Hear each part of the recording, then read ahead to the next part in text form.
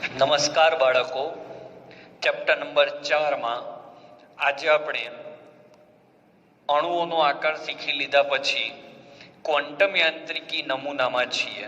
તો જેમ chapter number 2 માં થયું હતું એ મુજબ કે ભાઈ શરૂમાં જે બધા મોડલ આવ્યા હતા, થોમ્સન મોડલ, બોર મોડલ, રુથરફોર્ડ મોડલ, એ બધા ફેલ ગયા. એટલે ક્વોન્ટમ યાંત્રિકી નમૂના આવ્યા હતા, હાઇઝનબર્ગ, દ બ્રોગલી, ક્વોન્ટમ આંક. એ રીતે આમાં પણ લુઈસે પહેલા પ્રયત્ન કર્યો તો એમાં કેટલીક મર્યાદા કે રાસાયણિક બંધ કેમ બને છે, કેવી રીતે બને છે એ ન સમજાઈ શક્યો. બંધ તોડવા ઉર્જા કેટલી જોઈએ, બંધની લંબાઈ કેટલી, એના વિશે માહિતી ના આપી. બે સેમ અણુ હતા, H2 અને F2. આમાં પણ H' એક બંધ, આમાં પણ F' એક બંધ. તો આની ઉર્જા વધારે કેમ, આની ઉર્જા ઓછી કેમ? તો બંધ એન્થાલ્પીમાં આટલો બધો તફાવત કેમ? એનો જવાબ લુઈસ સિદ્ધાંતથી ન મળ્યો. દ્વિપરમાણવિક અણુ હોય તો તેનો આકાર રેખીય જ હોય, પણ બહુપરમાણવિક અણુ થાય તો શું કરવાનું, એની માહિતી ના મળી. પછી એ આકાર વિશેની પણ માહિતી ન મળી, એટલે પછી આપણે આમાં આવ્યા VSEPR સિદ્ધાંત. તો એમાં પણ મર્યાદા, એને આકાર આપી દીધો પણ એ બંધની રચના કેવી રીતે થતી હશે, ઉર્જાના ફેરફારો શું હશે, એના વિશે માહિતી ના આપી. એટલે ક્વોન્ટમ યાંત્રિકીના બે સિદ્ધાંત આયા જે આ બધા પ્રોબ્લેમને દૂર કરવાનો પ્રયત્ન કરશે. એક છે, એને ઇંગ્લિશમાં વેલેન્સ બોન્ડ થિયરી કહેવાય છે અને ગુજરાતીમાં સંયોજકતા બંધનવાદ. ઇંગ્લિશમાં valence bond theory, VBT. Okay, valence bond theory. અને બીજી આવે છે આણ્વીય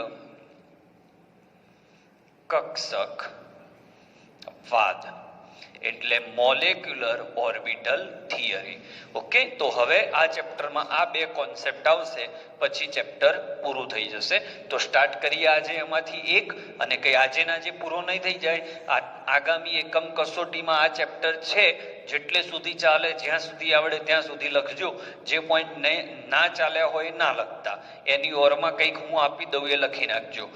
મતલબ કે અંદર જે હોય એ જ લખવાનું રહેશે, ના આવડે તો બાકી રાખજો. પણ એ પૂરું કરવા માટે હું કોન્સેપ્ટોને દોડાવી દઉં એવું નહીં થાય, એટલા માટે કહું છું. ઓકે, તો સ્ટાર્ટ કરીએ વેલેન્સ બોન્ડ થિયરી. સ્ક્રીનશોટ લઈ લો પહેલા. ચલો બાળકો, અણુની રચના સમજવા માટેનો એક બિલકુલ નવો દ્રષ્ટિકોણ, નજરિયો આપણો બદલીએ. અત્યાર સુધી અણુની રચના માટે માત્ર આપણે ઇલેક્ટ્રોનને ધ્યાનમાં લીધા. હવે ઇલેક્ટ્રોનને તો ધ્યાનમાં લેવાના જ છે, પણ એ ઇલેક્ટ્રોન કઈ કક્ષામાં છે એ પણ ધ્યાનમાં લઈશું. શું એ કક્ષાઓ એકબીજા સાથે સંમિશ્રિત થઈ શકે છે એના પર ધ્યાનમાં લઈશું. આ કોન્સેપ્ટમાં આજે સંયોજકતા બંધનવાદ છે, એમાં શું બે કક્ષકો જે જોડાય છે એ એકબીજા પર અધ્યારોપિત થાય છે? અધ્યારોપિત થવું એટલે આ રીતે જોડાવું, બરાબર. સંમિશ્રણ થવું એટલે ભેગા થવું, બંધ બનાવવો. તો આ બધી વસ્તુઓની ચર્ચા આ થિયરીમાં થશે. હું ક્લિયર વાત કરી લઉં, આ થિયરી પણ અણુની રચના સમજાવવાનો જ પ્રયત્ન કરશે, પણ અલગ દ્રષ્ટિકોણથી. સંયોજકતા બંધનવાદ એટલે સંયોજકતા કક્ષાને ધ્યાનમાં રાખશે. પરમાણવીય કક્ષકોની વાત કરશે કે બાહ્ય કક્ષા 2s છે, 2p છે, કઈ છે. સંકરણ પર વાત કરશે કે ભાઈ એવું સમજાવશે કે સંકરણ થવાથી અણુની રચના થાય છે. તો આ બધી ચર્ચા આ થિયરીમાં આવવાની છે. તો સૌથી પહેલા આ સિદ્ધાંત કોણે આપ્યો? તો VB થિયરી એ કોણે સમજાવી? તો હિટલર અને લંડને. આમાં શું જાણવા મળશે? આ થિયરીમાં કઈ માહિતી મળશે? તો પરમાણવીય કક્ષકો એકબીજા સાથે જોડાય કે નહીં, એટલે પરમાણવીય કક્ષકોનું સંમિશ્રણ, ભેગી થવું, આના ઉપર જ વાત થશે. તેમની વચ્ચે જોવા મળતું સંકરણ, આ પરમાણવીય કક્ષકો એકબીજા પર આવરાયેલ છે કે નહીં, આવરાયેલ એટલે એકબીજા સાથે આ રીતે જોડાયેલ છે કે નહીં, જેને અધ્યારોપણ પણ કહેવાય. આ બધી ચર્ચા આમાં થશે. સૌથી પહેલા આપણે H2 અણુને H2 અણુની રચના સમજીએ. ઓકે, માત્ર અહીંયા ધ્યાન રાખજો. H2 અણુમાં બે પરમાણુ છે, નામ આપી દઉં.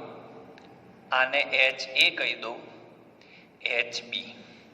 હાઇડ્રોજન પરમાણુ જેનો સિમ્બોલ આપ્યો A, અહીંયા હાઇડ્રોજન પરમાણુ જેનો સિમ્બોલ આપ્યો B. તો આ હાઇડ્રોજન પરમાણુ હશે, એના કેન્દ્રને હું કહી દઉં Na, એના બાહ્ય કક્ષામાં ભ્રમણ કરતા ઇલેક્ટ્રોનને કહી દઉં Ea.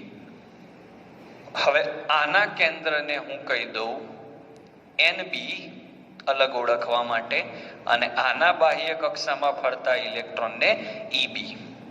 જ્યારે આ બે એકબીજાથી દૂર છે ત્યારે એમાં શું થતું હશે, અને જ્યારે એ લોકો એકબીજાની નજીક છે ત્યારે શું થતું હશે, એવી બે પરિસ્થિતિ હું વિચારું છું.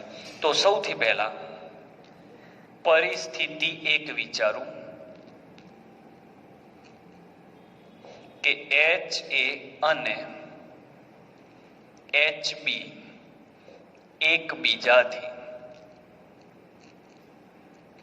ઘણા દૂર છે. હવે એકબીજાથી ઘણા દૂર છે એટલે એમની બંને વચ્ચે કોઈ આકર્ષણ લાગતું નહીં હોય. તો કયા આકર્ષણ લાગતા હશે? તો જ્યારે એકબીજાથી દૂર હશે ત્યારે પહેલા પરમાણુના એને કેન્દ્ર વડે એના ઇલેક્ટ્રોન ઉપર આકર્ષણ લાગતું હશે. ઓકે, અને એ જ રીતે Nb નું Eb પર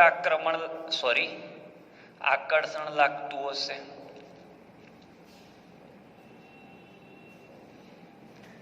ઓકે, શરૂઆતમાં આ પહેલાથી લાગે છે, દૂર હતા ત્યારથી, એટલે આને આપણે જૂના બળો કહીશું. કયા બળો કહીશું? જૂના બળો. આરામથી, ઉતાવળ ના કરતા. જ્યારે એ બે પરમાણુ એકબીજાથી દૂર છે એટલે વચ્ચે કંઈ છે જ નહીં, એમની વચ્ચે એકબીજાથી દૂર હોવાથી એક વાક્ય લખી દો, એમની વચ્ચે કોઈ જ પ્રકારની આંતરક્રિયા ન થાય. હવે દૂર છે ત્યારની આ વાત છે, દૂર છે. હવે નજીક આવે તો શું થાય, તો એના પર પણ ચર્ચા કરું. પરિસ્થિતિ 2, જો તેઓ એકબીજાની નજીક આવે તો શું થાય? તો નજીક આવે એટલે શું થશે? તો ઓલરેડી Na નું Ea ઉપર આકર્ષણ બળ લાગતું જ હતું, Nb નું Eb પર આકર્ષણ બળ લાગતું જ હતું. આ તો બે બાળ લાગતા હતા. એ નજીક આવે તો આનું આના પર અને આનું આના પર બળ તો ચાલુ જ છે. વળી આ બે તો કયા બળ? પહેલાથી લાગતા હતા એ. ગોખતા નહીં, સમજો. દૂર હતા ત્યારે ખાલી આનું અને આનું આના પર આકર્ષણ બળ લાગે, ધનનું ઋણ ઉપર, ધનનું ઋણ ઉપર. નજીક આવે ત્યારે આ બળ તો ચાલુ જ રહેશે. વળી આના એને વડે આના Eb ઉપર અને આના Nb વડે આના Ea ઉપર નવા આકર્ષણ બળો લાગે. એટલે Na દ્વારા Eb પર, કારણ કે નજીક આવ્યો એટલે, અને એ જ રીતે Nb દ્વારા Ea ઉપર. અને આ બળો કયા? નવા. અને આ ચારે ચાર બળો કયા? આકર્ષણ બળો. પણ મિત્રો, જ્યારે આ એકબીજાની નજીક આવ્યા હશે ત્યારે આ ઇલેક્ટ્રોન વડે આ ઇલેક્ટ્રોન ઉપર અપાકર્ષણ પણ લાગ્યું હશે. તો અપાકર્ષણ બળો કયા? તો નજીક આવ્યા એટલે પહેલાના કેન્દ્ર દ્વારા બીજાના કેન્દ્ર પર અપાકર્ષણ, કારણ કે બંને કેન્દ્રો ધનભારિત છે. એ જ રીતે પહેલાના ઇલેક્ટ્રોન વડે બીજાના ઇલેક્ટ્રોન ઉપર અપાકર્ષણ. ક્લિયર? જો બે પરિસ્થિતિમાં થિયરી ભણાવું છું. જ્યારે દૂર હતા ત્યારે આકર્ષણ બળો, જેને આપણે જૂના આકર્ષણ બળો કહીએ. જ્યારે નજીક આવ્યા ત્યારે આકર્ષણ બળો. ક્લિયર? હવે હું આને આકૃતિ દ્વારા દોરું છું. પહેલા તમે આટલાનો સ્ક્રીનશોટ લઈ લો, પછી બીજા ભાગમાં આગળ ભણાવું છું. સ્ક્રીનશોટ લઈ લો. તો અહીંયા જે આકર્ષણ બળો છે એની હું ચર્ચા કરું. સમજી લો આ તમારો NA અને આ તમારો EA, આ NB સમજતા રહેજો, અને ગમે ત્યાં તમારી મરજી. અહીંયા EB લઈ લો. તો આના ઉપર આકર્ષણ બળ પહેલાથી લાગતું હતું.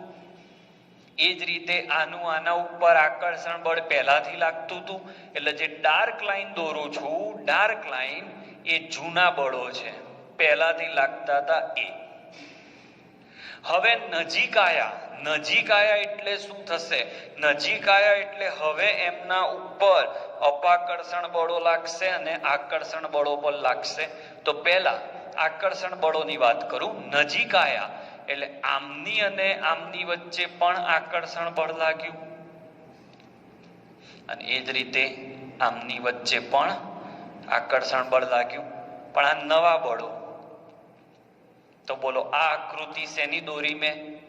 આકર્ષણ બળોની. હવે નજીક આયા એટલે અપાકર્ષણ બળોની પણ ચર્ચા કરવાની.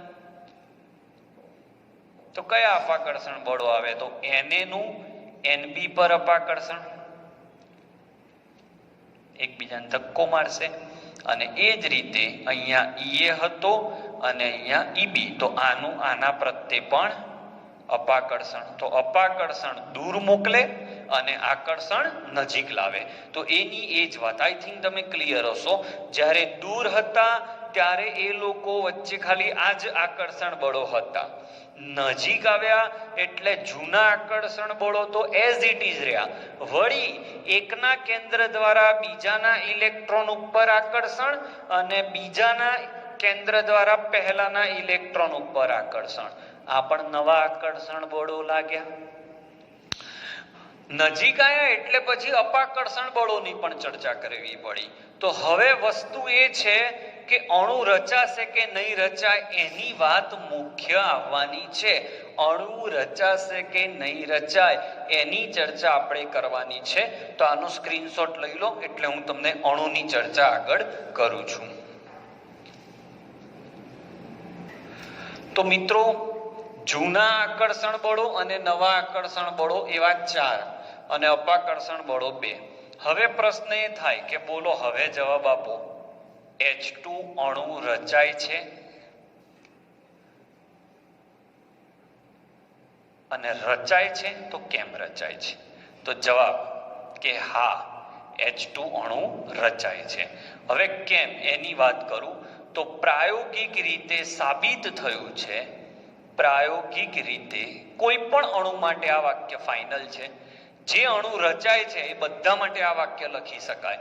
પ્રાયોગિક રીતે સાબિત થયું છે કે H2 માં આકર્ષણ બળોની માત્રા એ અપાકર્ષણ બળોની માત્રા કરતા વધારે છે. એટલે આકર્ષણ વધારે છે ને અપાકર્ષણ ઓછું છે. એટલે આકર્ષણ વધારે હોવાથી હાઇડ્રોજન નજીક આવશે. હજી તો થિયરી બાકી છે. 1 મિનિટ ખસતા નહીં. હવે જોરદાર કોન્સેપ્ટ આવે છે. ફરીવાર H2 રચાય છે? તો જવાબ છે હા, રચાય છે. તમે જાણો છો કે હાઇડ્રોજન ગેસ એક્ઝિસ્ટ કરે છે. કેમ રચાય છે? તો પ્રાયોગિક રીતે માલુમ પડ્યું કે આકર્ષણ બળો ની સંખ્યા અને એની માત્રા અપાકર્ષણ બળોની સંખ્યા અને માત્રા કરતા વધારે. માત્રા એટલે તાકાત, સંખ્યા. હવે આની 2 સંખ્યા હોય ને આની 4 હોય, પણ આના કરતા આ 2 ની તાકાત વધારે હોય તો પછી આ છે. આ હવે આગળ પ્રાયોગિક રીતે માલુમ પડ્યું છે કે આકર્ષણ બળો વધારે છે અપાકર્ષણ બળો કરતા. આથી H2 અણુ રચાય છે. હવે કેટલા નજીક આવશે એ પણ બહુ જોરદાર પોઈન્ટ છે. આકર્ષણ છે, નજીક આવશે પણ બહુ નજીક આવી જશે. 1 સેકન્ડ અહીંયાથી ખસતા નહીં. આગામી 5 મિનિટ તમારા આ ચેપ્ટરની બેસ્ટ 5 મિનિટ છે. આકર્ષણ બળોની માત્રા અપાકર્ષણ બળોની માત્રા કરતા વધારે છે તો છે, ના નથી. તો શું ચોટી જશે? શું બે પરમાણુ ચોંટી જશે, અંદર જતા રહેશે? ના. આકર્ષણ બળો વધારે છે તો આને HA ગણો ને આને HB ગણો, because the attraction forces are more than repulsive forces, so they will come near to each other. તે બે પરમાણુઓ એકબીજાની નજીક આવશે, નજીક આવશે, નજીક આવશે. એક પોઈન્ટ એવો આવશે કે હવે નજીક નહીં આવી શકે. કેમ? કારણ કે એટલા અંતર પર આકર્ષણ બળ અને અપાકર્ષણ બળો સમાન થઈ જાય છે. હવે નજીક આવવા નહીં મળે. તો આ જે અંતરે આ બે અટકી ગયા એ અંતરને કહેવાય એની બંધ લંબાઈ. ફરીવાર મિત્રો, આકર્ષણ બળોનું મૂલ્ય અપાકર્ષણ બળોના મૂલ્ય કરતા વધારે છે એનો મતલબ એવું નહીં થાય, એવું નહીં થાય, આમ નહીં થાય. આકર્ષણ બળોનું મૂલ્ય વધારે છે અપાકર્ષણ બળો કરતા, એનો મતલબ એવો છે કે એ લોકો નજીક આવશે, નજીક આવશે, નજીક આવશે, ત્યાં સુધી જ નજીક આવી શકશે. Listen carefully. ત્યાં સુધી જ નજીક આવી શકશે જ્યાં સુધી તેમની વચ્ચે લાગતું આકર્ષણ બળ અને અપાકર્ષણ બળ સમાન ન થાય. એકદમ નજીક આવી જાય ત્યારે એમની વચ્ચે લાગતું અપાકર્ષણ બળ વધી જાય. બહુ નજીક આવી ગયા એટલે અપાકર્ષણ બળ અને આકર્ષણ બળ સેમ થઈ ગયા. એટલે હવે આ H નહીં નજીક જાય નહીં દૂર જાય, અહીંયા આઈને ઊભા રહી ગયા. અને જ્યારે આમ આઈને ઊભા છે ત્યારે એની સ્થિતિ ઊર્જા મહત્તમ છે, ત્યાંથી એ ખસવા માંગતા નથી. ત્યારે તેમની બે વચ્ચેનું લઘુત્તમ અંતરને તેની બંધ લંબાઈ કહે છે. આથી અણુ રચાય છે પણ અમુક ચોક્કસ અંતરે, અમુક ચોક્કસ અંતરે આકર્ષણ બળો અને અપાકર્ષણ બળો સંતુલિત થાય છે. કેવા થાય છે મિત્રો? સંતુલિત થાય છે. અને સંતુલિત થતા હોવાના કારણે હવે તે નજીક આવતા નથી. આમ ચોક્કસ ન્યૂનતમ અંતરે તે ગોઠવાય છે, જેને તેની શું કહેવાય છે? બંધ લંબાઈ કહેવાય છે. શું કહેવાય છે મિત્રો? બંધ લંબાઈ કહેવાય છે. ઓકે, જોતા રહેજો. શું કહેવા માંગુ છું પરફેક્ટ જોજો. ઉર્જાની સાપેક્ષમાં પણ સમજાવું શું થતું હશે એમની વચ્ચે. સ્થિતિ ઉર્જાની મદદથી સમજાવો સાહેબ.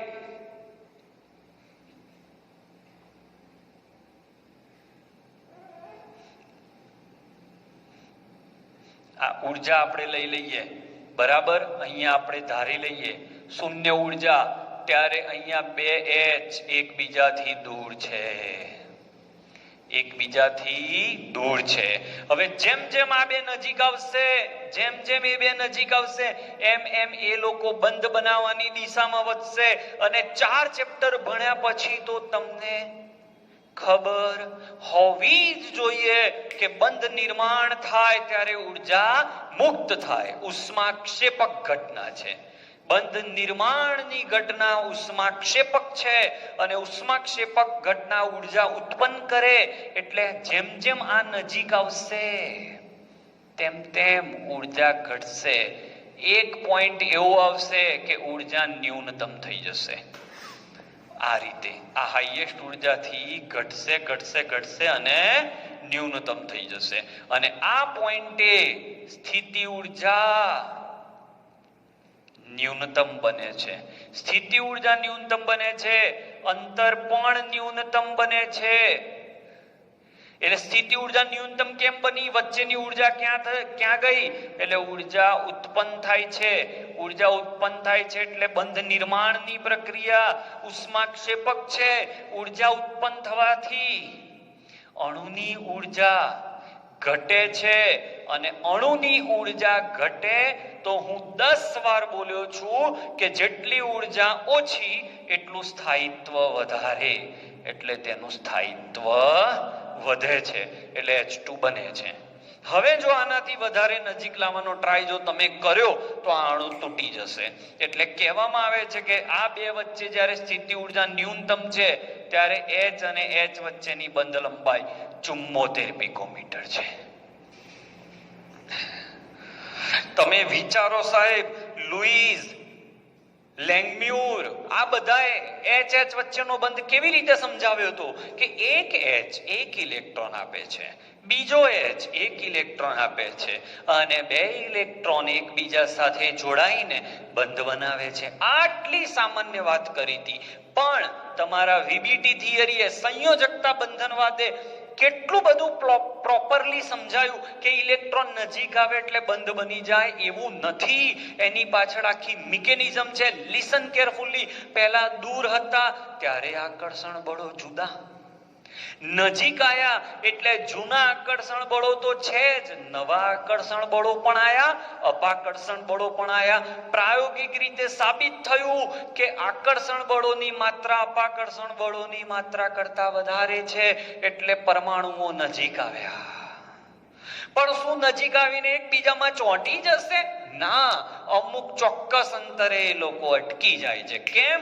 કારણ કે એ ચોક્કસ અંતરે આકર્ષણ બળો અને અપાકર્ષણ બળો એકબીજાથી સંતુલિત થાય છે અને ત્યારે એ લોકો એક ચોક્કસ ન્યૂનતમ અંતરે અટકી જાય છે અને એ ન્યૂનતમ અંતર એટલે જ તેની બંધ લંબાઈ.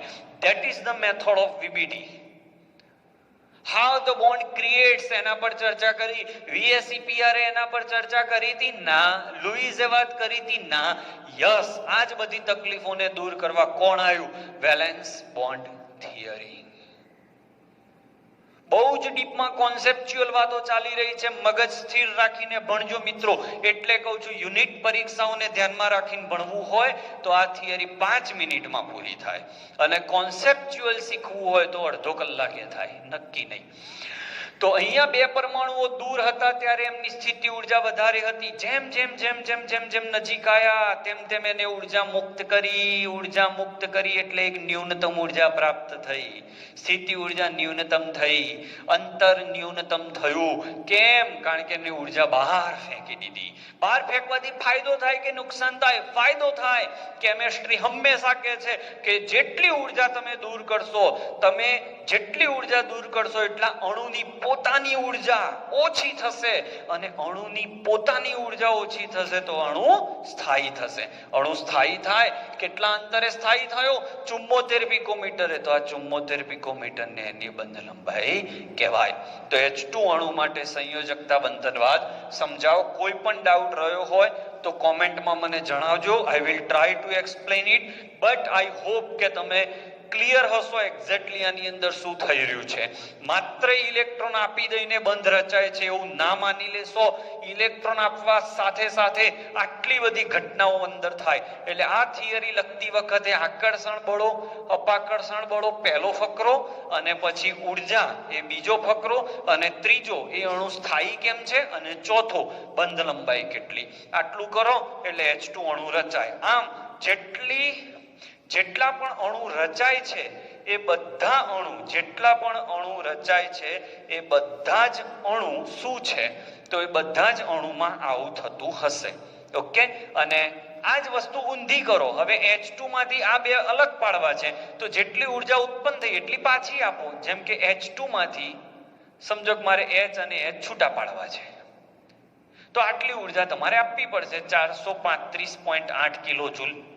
અને જો આ બે ભેગા થાય તો આટલી ઉર્જા ઉત્પન્ન થતી હશે. That's it. આને શું કહેવાય? આ ઉર્જા આપવી પડે છે એને શું કહેવાય? બંધ એન્થાલ્પી. હું પણ થાકી ગયો બાળકો. આઈ હોપ કે તમે 2 વાર આ વિડીયો જોઈને સમજી લેશો. Thank you for watching.